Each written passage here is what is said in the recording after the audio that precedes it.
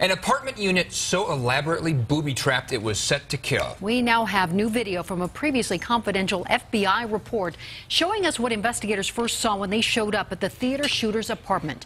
The video begins with a bomb squad robot opening the door to the killer's apartment. Until this door opened, investigators had no idea what they were up against. 7 News investigator John Ferrugia has been involved in this case from that first day. John, this is a real glimpse into the killer's intent. It is, Ann. There's no question that the idea was to kill as many people as possible in an exploding inferno of improvised explosive devices, homemade napalm, and a hail of exploding .40 caliber bullets. And to make it all happen, it only took someone walking in the front door.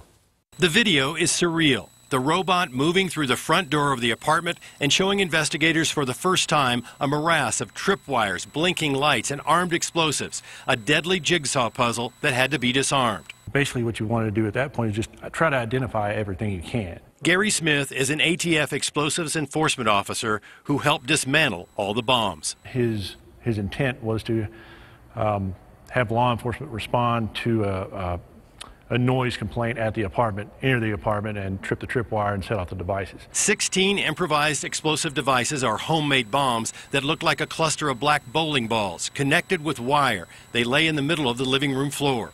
Around them, also connected with wire and explosive charges, are 11 green plastic bottles with gasoline set to accelerate the huge explosion and fire that the killer had planned. The killer had also filled large glass jars with homemade napalm made of gasoline and melted styrofoam, and then filled them with .40 caliber bullets, which he hoped would begin exploding from the intense heat. The elaborate and complex explosive chain had 3 types of fusing systems. The robot showed investigators that the bombs had timed red and white fuses and were connected with clips to remote control receivers, which in turn were connected to a remote firing button. Devices were also connected to a remote control panel that could fire as many as 32 charges at a time. You've got your toolbox for all your tools from all the training that you've done, and you just need to figure out what the problem is, figure out what the right tool is, and use it. There was also a booby trap. Note the fishing line across the room that, if tripped by police or a neighbor, could have initiated the inferno.